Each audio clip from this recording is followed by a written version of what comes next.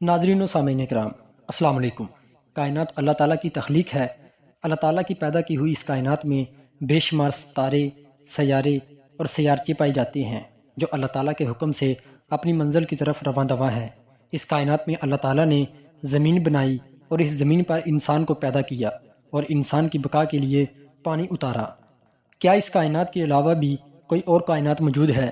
جس طرح سائنسدان اس سوال کے جواب کو جاننے میں محو جستجو ہیں، اسی طرح سائنسدان اس کائنات میں موجود پانی پر بھی تحقیق کر رہے ہیں۔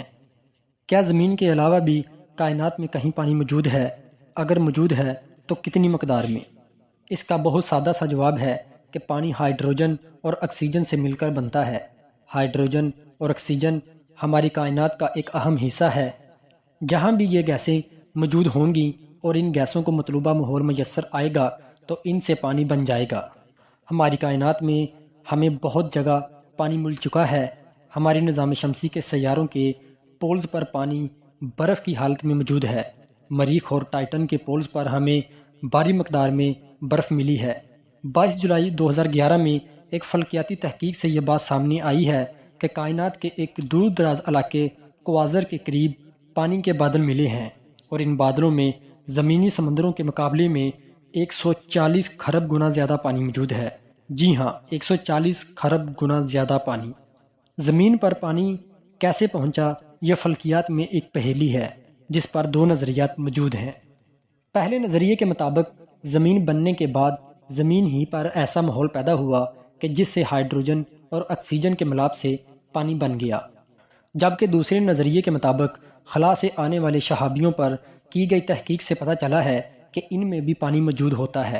زمین پر موجود گڑھے بتاتے ہیں کہ زمین بننے کے بعد زمین پر بہت لمبے عرصے تک شہابیوں کی بارش ہوتی رہی ہے، لہٰذا یہ نظریہ بھی پایا جاتا ہے کہ زمین پر موجود پانی ان شہابیوں کے ساتھ خلا سے اترا ہے۔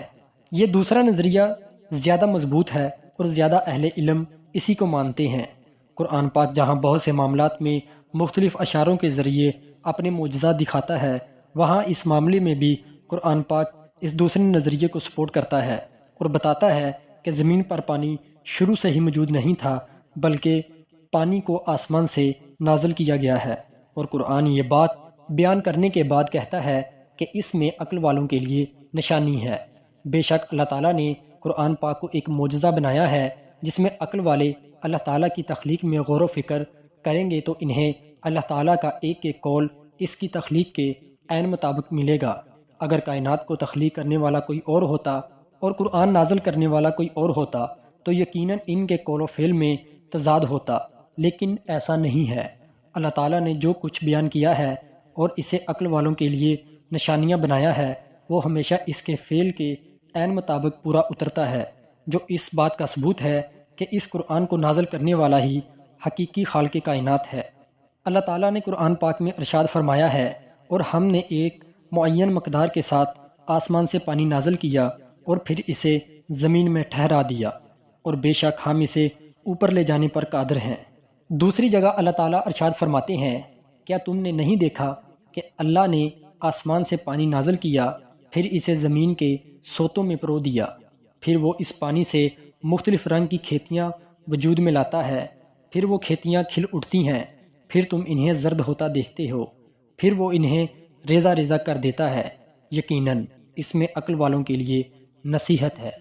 شکریہ۔